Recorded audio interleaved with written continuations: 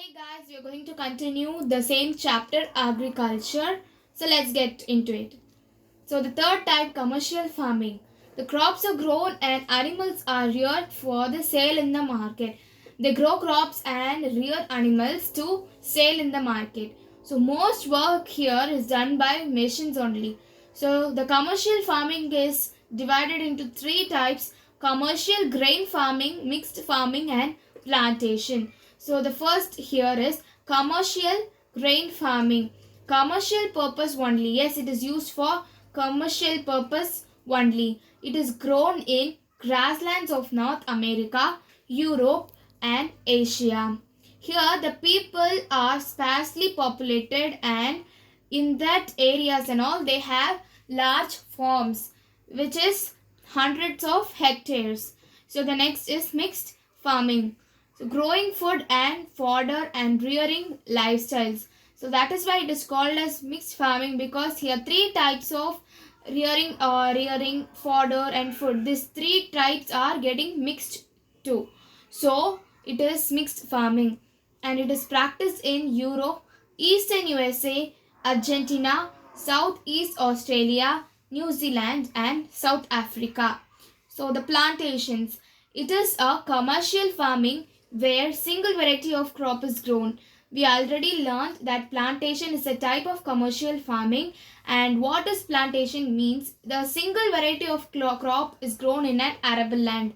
Example, banana, tea and rubber. When we go for banana plantations, we cannot see any other trees like mango. We cannot see any other trees because a single variety of crop is grown. Okay, here the large labors. They use large labors and capitals. It is found in tropical regions. Example, rubber in Malaysia, coffee in Brazil, tea in India and Sri Lanka. Major crops. Rice is a major food crop of the world. As we all know, we eat rice, and rice is a major food crop around the world. So staple food of tropical and subtropical regions. Rice is the staple food of tropical and subtropical regions.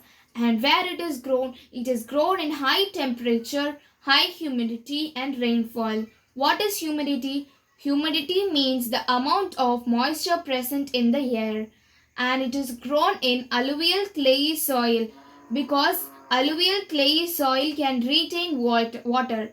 China produces large amount of rice. Following China, India produces large amount of rice, and following India, Japan produces large amount of rice. So the next crop is wheat. Wheat requires moderate temperature, rainfall for growing and bright sunshine for harvest, and it grows at loamy soil, and it is grown in USA, Canada, Argentina, Russia and etc. But here India is grown in winter season only, because in India only in winter season we can get a moderate rainfall. So it continues, and the next crop is millets. It is known as coarse grains, and it is less fertile and sandy soil, which means it is grown in less fertile and sandy soil. It is a hardy crop which needs low rainfall, high to moderate temperature rainfall. And in India, the millets grown are bajra, jowar and ragi. So some other countries also sow millets and just produce millets. Those countries are Nigeria, China and Niger. The next crop we are going to learn is maize. Maize requires high temperature and rainfall and lots of sunshine. Here the temperature and sunshine differs. Temperature means we can feel something, we can feel cool or heat. So that is temperature, and sunshine is the bright rays of the sun. For photosynthesis we say na, so that is sunshine, and temperature is different. So it needs well drained fertile soil. Maize is grown in North America, Brazil, China, Russia, Canada, India and Mexico. The next crop is cotton. It requires high temperature, light rainfall and 210 frost-free days and bright sunshine for its growth. What does this line means? It requires high temperature for its growth and little rainfall, and for 210 the days should be frost free. Okay, for 210 days the climate, or it should be frost free days.